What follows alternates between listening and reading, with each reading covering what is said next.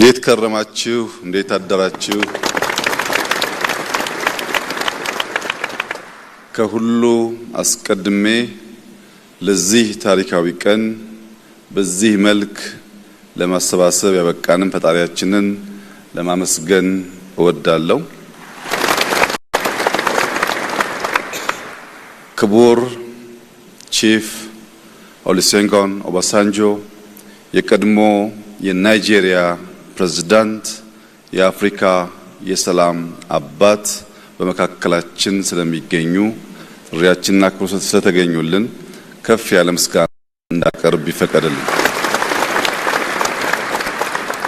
የቀድሞ የኢፌዴሪ ፕሬዝዳንት ክቡር ዶክተር ሙላቱ ተሾመ፣ የሕዝብ ተወካዮች ምክር ቤት አፈጉባኤ ክቡር ታገሰ ጫፎ፣ የፌዴሬሽን ምክር ቤት አፈጉባኤ ክቡር አገኘው ተሻገር፣ ምክትል ጠቅላይ ሚኒስትር ተመስገን ጥሩነህ፣ ክቡር የጠቅላይ ፍርድ ቤት ፕሬዝዳንት ቴዎድሮስ ምህረት፣ የፓርቲያችን ምክትል ፕሬዝዳንት አደን ፋራህ፣ የኢጋድ ዋና ጸሐፊ ዶክተር ወርቅነህ ገበየሁ፣ የኢትዮጵያ ጠቅላይ ኢታማጆር ሹም ፊልድ ማርሻል ብርሃኑ ጁላ፣ ከሁሉ በላይ የዚህ መሰባሰብ ዋነኛ ባለቤት የሆኑት ኮሚሽነሮች በተለይም ፕሮፌሰር መስፍን አርአያ ዋና ኮሚሽነር ይህንን ታላቅ ኃላፊነት ይህንን ብዙ ድምጾች ያሉበት አድካሚ ስራ በነፃ በርካቶቹ በማምሻ እድሜያቸው ሀገራቸውን በቅንነት በማገልገል ለልጆቻቸው መሰረት ለመጣል የወሰኑ 11ዱም ኮሚሽነሮች በተለይም አባታችን ዘገየ አስፋው በዚህ ሂደት ውስጥ ለነበራቸው ሚና ያለኝን ታላቅ አክብሮት በዚሁ መግለጽ እወዳለሁ። የሃይማኖት አባቶች፣ የሀገር ሽማግሌዎች፣ አባገዳዎች፣ ሀደስንቄዎች ከምስራቅ፣ ከምዕራብ፣ ከደቡብ፣ ከሰሜን የኢትዮጵያን ሕዝብ ወክላችሁ በዚህ ስፍራ የተገኛችሁ የምትወያዩ አካላት፣ በውጭ የሚገኙ ኢትዮጵያውያንን በመወከል የተሰየማችሁ የዲያስፖራ አባላት፣ ከዚህ አዳራሽ ውጪ በመላው ሀገሪቱ የምትከታተሉ የኢትዮጵያ ዜጎች በሙሉ ይህ ጉባኤ በቀላሉ የማይደገም በኢትዮጵያ ዘመናዊ ታሪክ በስፋቱ ባካሄዱ በወሰደው ጊዜና ምናልባትም በሚያስገኘው ውጤት በእጅጉኑ የገዘፈ ዓላማ ያለው የገዘፈ ተግባር የሚፈጽም ለአፍሪካ በብዙ ምሳሌ የሚሆን የውይይት፣ የምክክር፣ የንግግር ሁሉን አቀፍ መድረክ ነውና በዚህ መድረክ ላይ ተገኝቼ የኢትዮጵያን መንግስት አቋምና መልእክት እንዳስተላልፍ እድል ስለሰጣችሁኝ የከበረ ምስጋና ላቀርብ እወዳለሁ። ክቡራትና ክቡራን፣ አንዳንድ አጋጣሚዎች ከታሪክ ብዕርና ብራና ፊት ያቆማችኋል። ከታሪክ ብዕርና ብራና ፊት መቆም ብቻ ሳይሆን ያሻችሁን የፍቃዳችሁን መጽሐፍ እንድትችሉ ብዕርና ብራና ያቀብሏችኋል። ይህ ዛሬ የምንገኝበት መድረክ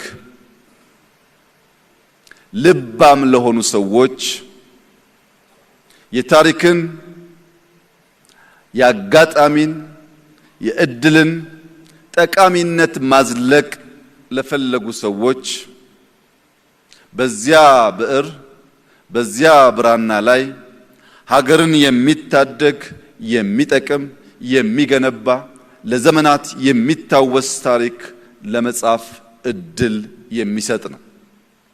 ይህንን የማይጠቀሙ እድል ደጋግሞ እንደማይገኝም አይገነዘቡ ታሪክ ብራናና ብዕር ቢያቀብላቸውም ሀገር ከሚጠቅም ይልቅ የሚጎዳ ከሚገነባ ይልቅ የሚያፈርስ ከሚያበለጽግ ይልቅ የሚያደህይ ከሚያሰፋ ይልቅ የሚያጠብ ታሪክ ጽፈው ያልፋሉ። ያ ታሪክ ዛሬ በእኛ እንዳይደገም ከፍተኛ የኃላፊነት ስሜት ተሰምቶን በታላቅ አክብሮት ልንከውነው የሚገባ እኛ እና ከኛ በፊት የነበሩ ሰዎች ያጧቸውን ሊያሳኳቸው ሲገባ ያልቻላቸውን ጉዳዮች ዳግም ልጆቻችን እንዳያጡ በታላቅ ኃላፊነት እንድትሰሩ ደግሜ በትህትና ልጠይቃችሁ እወዳለሁ።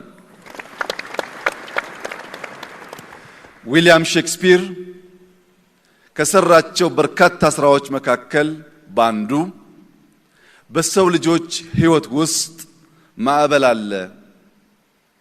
ያንን ማዕበል ትክክለኛውን ጊዜ አውቆ የሚጠቀምበት ግለሰብ የሚጠቀምበት ቡድን ካለ ከጎርፉ ዳግም ወደማይገኝ እድል ሊያወጣው ይችላል ይላል። መከራ ሁሉ መከራ ብቻ ሳይሆን በውስጡ እድል አለው ማለቱ ነው። ችግር ሁሉ ችግር ብቻ ሳይሆን በውስጡ መፍትሄ ያለው ማለት ነው።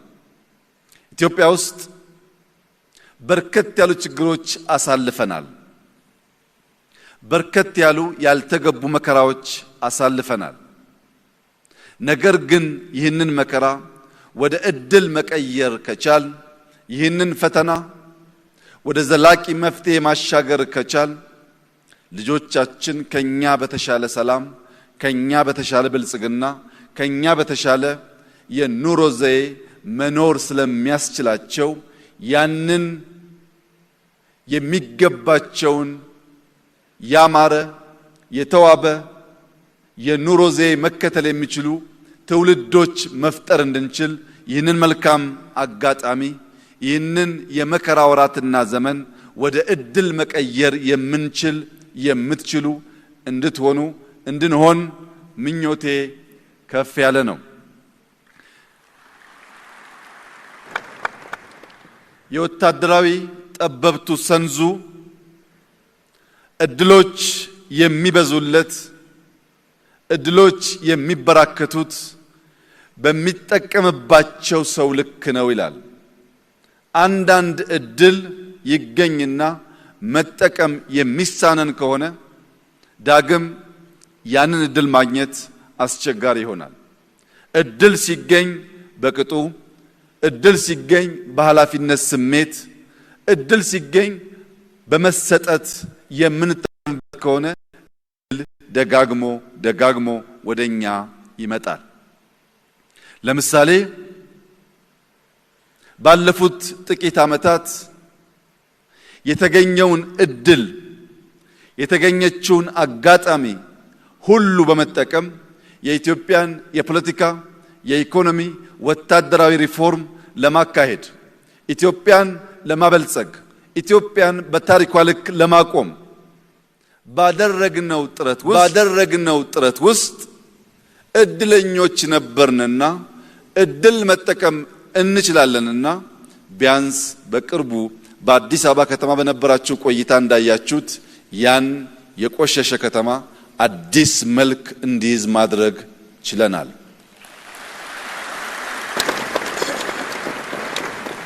ዛሬም የምናገኛትን እያንዳንዷን ደቂቃ፣ እያንዳንዷን ሰዓት፣ እያንዳንዷን ቀን እንደ ታላቅ እድልና ስጦታ በማመን በመጠቀም የኢትዮጵያን ብልጽግና መሰረት ለመጣል ደከመን ሰለቸን ሳንል የምንተጋ መሆናችንን በድጋሚ ላረጋግጥላችሁ እወዳለሁ።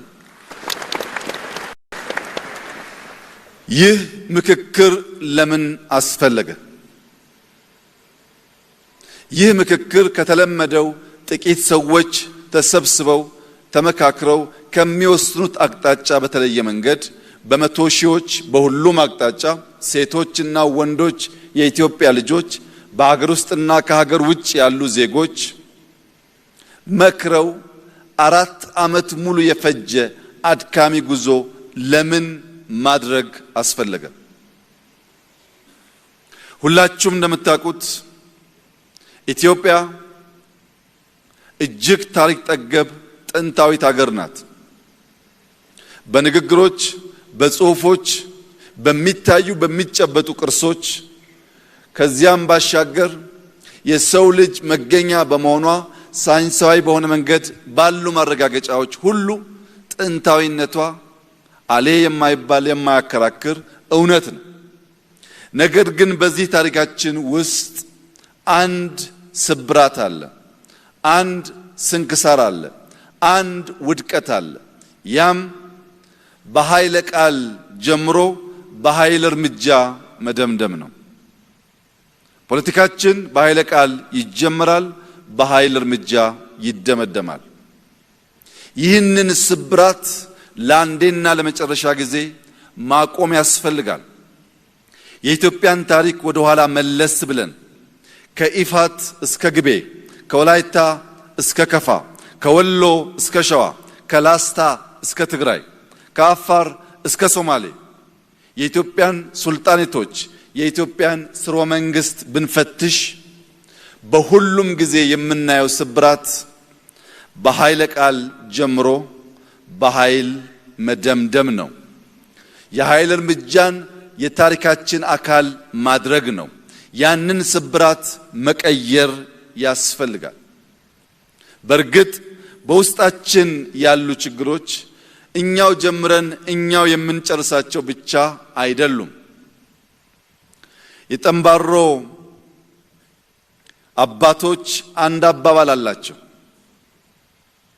ከብት ሲገዛ የሌሉ አሞሮች ከብት ሲታረድ በአካባቢው ያንዣብባሉ ይላሉ። ከብት ስንገዛ ብር ያላዋጡ፣ ከብት ስንገዛ የትኛውን መግዛት እንዳለብን ለምርጫ ያላማከሩ አሞሮች፣ ጭልፊቶች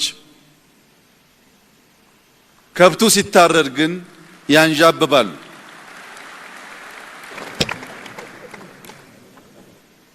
ኢትዮጵያ ውስጥ ኮሽ ሲል ያደፈጡ የሚነቁ የዘመናት ያልተቋረጠ የጠላትነት ስሜት ያላቸው አገራት አሉ። የኢትዮጵያን ታሪክ ከጉንደት እስከ ጉራ፣ ከአድዋ እስከ ማይጮ፣ ከካራማራ እስከ ባድመ እያንዳንዱን ብትፈትሹት ስንገነባ ያደፈጡ፣ ስንጨቃጨቅ እድል ጊዜ ጠብቀው ጣልቃ ሽብልቅ እየገቡ መሻቶቻችን እንዳንከውን የሚያደርጉ ኃይሎች አሉ። በዚህ የሽብልቅ ጉዞ በእኛ ስንፍና በነሱ ጊዜን በመጠቀም የሽብልቅ ጉዞ የጥንቱን ታሪክ ብንተው በቅርቡ ቀይ ባህርን ያጣንበት አጋጣሚ የዚህ እኩይ ታሪካዊ ክስተት አንዱ መገለጫ ነው። ኢትዮጵያ ለሺህ ዘመናት ያስተዳደረችውን በባለቤትነት የያዘችውን ለራሷም ለከባቢውም መጠቀሚያ ያኖረችውን ቀይ ባህር ያልተመረጠ መንግስት፣ ያልተወያየ መንግስት በሸፍጥ ኢትዮጵያን የጂኦግራፊ እስረኛ እንዲያደርግ ያደረገበት ዋናው ምክንያት በውስጥ ያለን ስንፍና እንጂ የኢትዮጵያን መሻትና ጥቅም ማስቆም የሚችል ኃይል ስለነበረ ስላለ ስለሚኖር አይደለም። ሁልጊዜም ጥቅማችን አሳልፈን የምንሰጠው ስንገነባ ያልነበሩ ስንሿኮት ስንጣላ የሚያንዣብቡ አሞሮች ስላሉ ነው። አሞራ ሲታረድ ይመጣል፣ ሲገነባ የለም። ህዳሴን ስንገነባ እኛ ጋር ያልነበሩ፣ ከተሞቻችን ሲያሸበርቁ እኛ ጋር ያልነበሩ፣ ልማት ስንጀምር እኛ ጋር ያልነበሩ፣ እርስ በርስ ስንጨቃጨቅ ግን ከየት መጡ ሳይባሉ ጥይት ሲያቀብሉ፣ ብር ሲያቀብሉ፣ በሚዲያ ፕሮፓጋንዳ ሲያደርጉ ይታያል። እጅግ የተከበረው የኢትዮጵያ ሕዝብ አንድ ነገር ልብ እንዲል እፈልጋለሁ።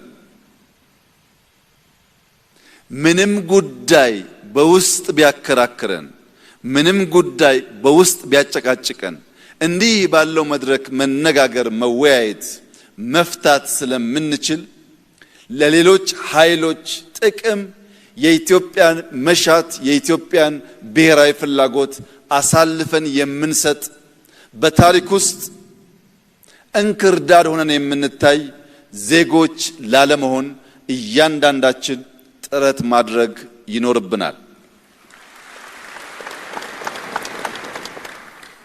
በኢትዮጵያ ሰማይ ላይ ለሚያንዣብቡ አሞሮች ያለኝ መልእክት ከብቱን መርጠን የምንገዛ እኛ ነን። የቅርጫውን ባለቤት የምንወስን እኛ ነን። የተረፈንን የማንፈልገውን ካልሆነ በቀር የትኛውም አሞራ በጉልበት ከየትኛውም ቅርጫ መደብ ላይ አንዲት ኪሎ ስጋ መውሰድ እንደማይችል ላረጋግጥላቸው እፈልጋለሁ። ስንፈልግ ስንወድ ለማጋራት ዝግጁ ነን። ከፍቃዳችን ውጭ ግን ለሺህ ዓመታት የኖረች የጸናች ኢትዮጵያ በቀላሉ በማይበጠስ ክር በማይበጠስ ገመድ የተሰናሰለች ኢትዮጵያ አሁን ባለው ፕሮፓጋንዳ ትዘናጋለች፣ ጥቅሟን አሳልፋ ትሰጣለች ብሎ መገመት ከንቱ ምኞት ስለሆነ ከወዲሁ የኛን ታሪክ በትክክለኛው መንገድ አገላብጣችሁና አውቃችሁ ቀልባችሁን በመመለስ ለጋራ ጥቅም በጋራ እንድንሰራ ጥሪዬን ላቀርብላችሁ ፈልጋለሁ። በዚህ ሁሉ መከራ ውስጥ ታዲያ ኢትዮጵያ እንዴት ጸናች? የጽናታችን ምስጢር ምንድን ነው ያላችሁ እንደሆነ ሽምግልና፣ ንግግር፣ ይቅርታ፣ ካሳ የሚባሉ ሳይንስ በቀላሉ መርምሮ ፈትሾ ሊመልሳቸው የማይችሉ ድልብ ሀብት በእኛ ሕዝብ ልምምድ ውስጥ ነበረ። ይጋጫል፣ ግን ይነጋገርና በይቅርታ በካሳ ይፈታል።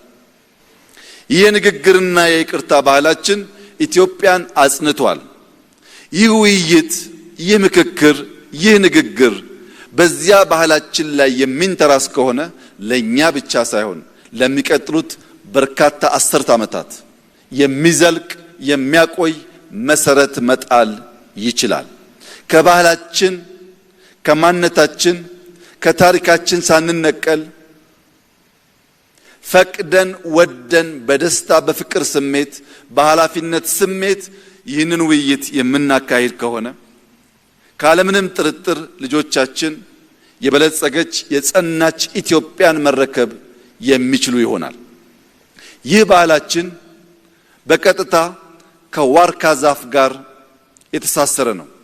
ኢትዮጵያና ዋርካ ከፍተኛ ቁርኝት አላቸው። በዋርካ ስር ሽምግልና እንቀመጣለን። በዋርካ ስር ለትዳር ሽምግልናን እንጠይቃለን። በዋርካ ስር የሃይማኖት ትምህርቶች እንማራለን። በዋርካ ስር አባቶች ዘር ያስቆጥሩናል። በዋርካ ስር እንማማራለን። በዋርካ ስር እናርፋለን። ባለፉት ጥቂት ዓመታት ዋርካን የመቁረጥ ባህል ሲሰፋ ምክክሩ እየቀነሰ ንግግሩ እየቀነሰ አንተ ትብስ አንቺ ትብሽ የሚለው ባህላችን ከኔ ወዲያማ እኔ ብቻ እኔ ካላልኩ እኔ የምፈልገው ካልሆነ የሚል አደገኛ ልምምድ ተቀየረ።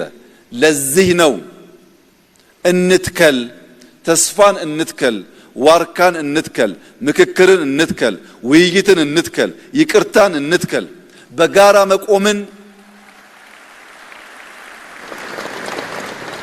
በጋራ መቆምን እናጽና። በዚያ ብቻ ነው ሁላችን ተጠቃሚ፣ ሁላችን አሸናፊ የምንሆነው። የኦሮሞ አባቶች ተርቱ አፋን ጋሪ አፈጋሪ ጫላ ይላሉ። መልካም ንግግር ከመልካም አልጋ የተሻለ ያሳርፋል ማለት ነው። ሰው በውስጡ ነገር ካለው ምንም አልጋው ያማረ ቢሆን ይገላበጣል እንጂ አይተኛም። ውስጡ ያረፈ ሰው ግን መደብ ላይም ቢሆን ድንጋይ ተንተርሶ መተኛት ይችላል። ውስጣችን ሰላም እንዲሆን መልካም እንቅልፍ እንድንተኛ ለሰፈሬ እኔ ወገኔ ለምለው ለኔ ከባቢ ብላችሁ ሳይሆን ለኢትዮጵያ ብላችሁ እንድትመክሩ በታላቅ ትህትና አደራ ልላችሁ ፈልጋለሁ። ለዛሬ አትምከሩ፣ ለነገ ምከሩ። ለናንተ አትምከሩ፣ ለልጆቻችሁ ምከሩ። አሁን የምንመካከረው ስለ ትናንትናው አይደለም። የትናንትናን ችግር ፈተን ለነገ መልካም መሰረት ለማኖር ነውና እያንዳንዱ ተወያይ እያንዳንዱ ተወካይ ልጆቹን እያሰበ ለመመካከር የወሰነ መሆን አለበት። ይህንን ስናደርግ ግን የአፋር አባቶች ምክር ከልባችን ማቆየት አለብን። አፋሮች አንድ ቦታ ተቀምጠህ አንድ ቦታ ሆነ በዚያኛው ወገን ያለውን ችግር ልትረዳ አትችልምና ተነስ፣ ሂድ፣ ያኛው ወገን ምን እንደሚያስብ ምን ጥያቄ እንዳለው አድምጥ። ሳትሄድ ሳታደምጥ ሳትጠይቅ የወል የሆነ የጋራ የሆነ መፍትሄ ልታመጣ አትችልም ይላሉ። ሶማሌዎች ጥያቄ አላቸው፣ አፋሮች አድምጧቸው። ትግራዮች ጥያቄ አሏቸው፣ ወላይታዎች ሲዳማዎች አድምጧቸው። ዳሰነች አሌ ጥያቄ ያለው ኦሮሞዎች አማሮች አድምጧቸው። በተለይ ኦሮሞዎችና አማሮች ዳሰነችን ኮንሶን አሌን ካላደመጣችሁ ኢትዮጵያን ልታጸኑ አትችሉም። ምንም ጥርጥር የለውም በቁጥር ትላልቅ ህዝቦች ናችሁ። ትናንሾቹን ካላከበራችሁ ትናንሾቹን ካላደመጣችሁ በቁጥር ብቻ የኛ ፍላጎት ይሁን ካላችሁ ይህ ውይይት አይሳካም። ይህ ውይይት የሚሳካው አሌ ጥያቄ ሲጠይቅ ጋሞ የማይጎዳ ከሆነ ያ ጥያቄ የማይጎዳው ከሆነ አሌም መቀበል አለበት። አሌ ጥያቄ ሲጠይቅ ጥያቄው ጎፋን የሚጎዳ ከሆነ ግን አሌ ጥያቄውን መሳብ አለበት።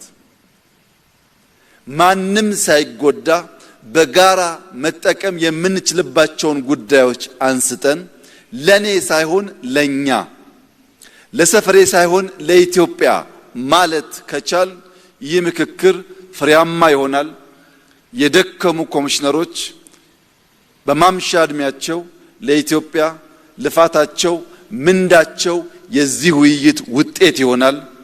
እንደዚህ ያለው መድረክ ማዘጋጀት ባለመቻላችን ለረጅም ዘመናት ዋጋ የከፈሉ የሞቱ የቆሰሉ ኢትዮጵያውያንም ቢያንስ በአጸደ ገነት ሳሉ በሌላ ትውልድ በተሰራ ስራ እረፍት ሊያገኙ ስለሚችሉ ያለፉትን የደከሙትን የሚሞቱትን እያሰብን አንተ ትብስ አንቺ ትብሽ ብለን ለኢትዮጵያ የበጃትን ውጤት እንድናመጣ በታላቅ ትህትና አደራ ልላችሁ ፈልጋለሁ።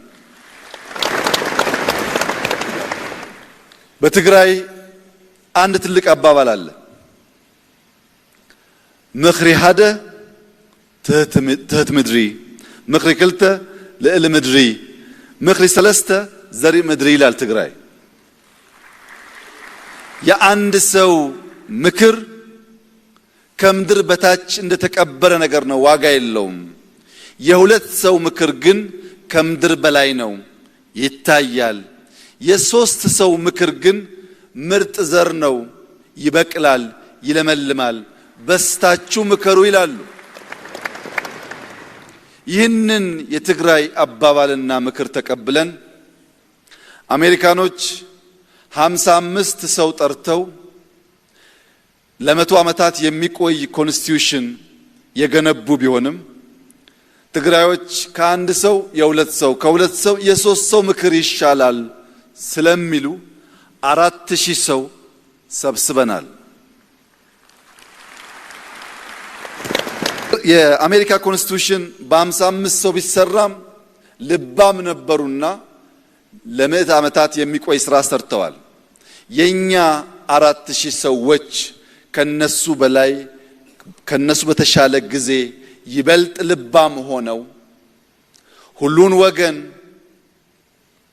መላው ኢትዮጵያን የሚሰበስብ ምክክር ቢያደርጉ በቀጣይ የሚኖረን ህገ መንግስት ከዚህ ቀደም እንደለመድነው የመጣ ሁሉ የሚቀደው ሳይሆን እኛ በ4000 ጀምረናል። በ10000 ምክክር ሳያደርግ አንድም ሰው መቀየር አይችልም ማለት ነው። እኛ 4 ዓመት ተመካክረናል። 8 ዓመት ሳይመካከር መቀየር አይችልም ማለት ነው።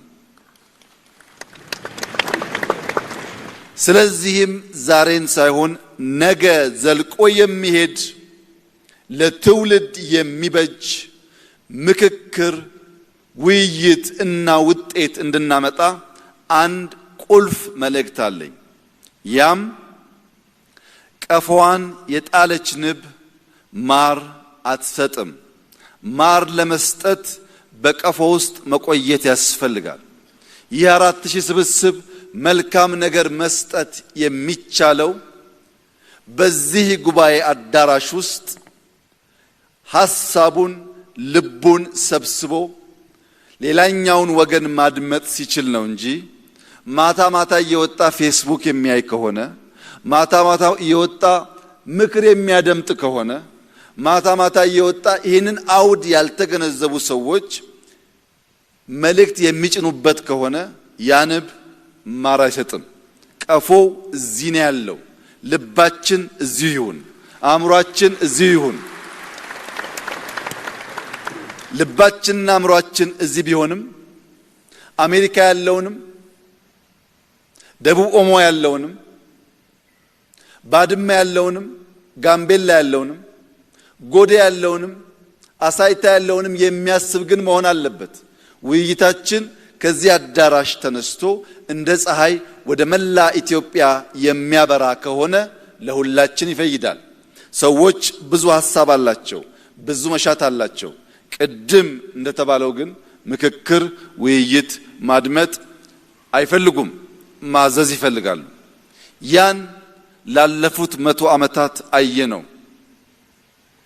የልጅ ኢያሱን ዘመን ብታዩ፣ የአፄ ኃይለ ሥላሴን ዘመን ብታዩ፣ የደርግን ዘመን ብታዩ፣ የኢህአዴግን ዘመን ብታዩ በመላ ጊዜ ውስጥ ለመደማመጥ እንዲህ ያለውን መድረክ ለመፍጠር ባለመቻላችን ምክንያት ጥቂቶች እየወሰኑ ለረጅም ዘመን የሚጠቅመን ነገር ማቆየት ስላልቻሉ ይህ ጉባኤ በሰማይም በምድርም ታላቅ ኃላፊነት ያለበት የ130 ሚሊዮን ዜጎች የዛሬ የ200-300 ሚሊዮን ዜጎች የነገ ኃላፊነት ያለበት እድለኛ ስብስብ ነውና ይህንን የታሪክ ብዕርና ብራና ሳታባክኑ ለኢትዮጵያ መልካም ለአፍሪካ አስተማሪ የሆነ እጅግ የማይጠበቅ ሁላችን የሚሰበስብ ሰላም የሚያጸና ልማት የሚያመጣ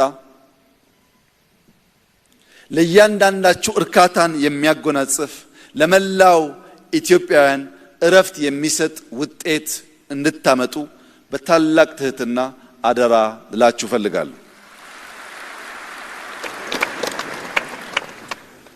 ኢትዮጵያ ትበለጽጋለች።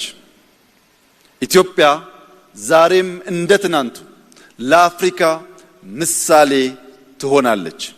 ኢትዮጵያ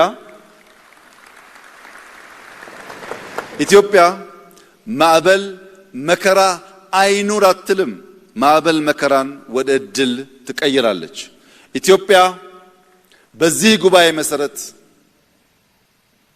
ሰላማዊ የስልጣን ሽግግር ባህልን ታጸናለች። የጀመርናቸውን መልካም ዘሮች እንዘራለን፣ እንንከባከባለን፣ ዛፍ እናደርጋቸዋለን። ነገር ግን ከሚያፈሩት ፍሬ እኛ ሳንሆን ትውልድ እንዲጠቀም እናደርጋለን።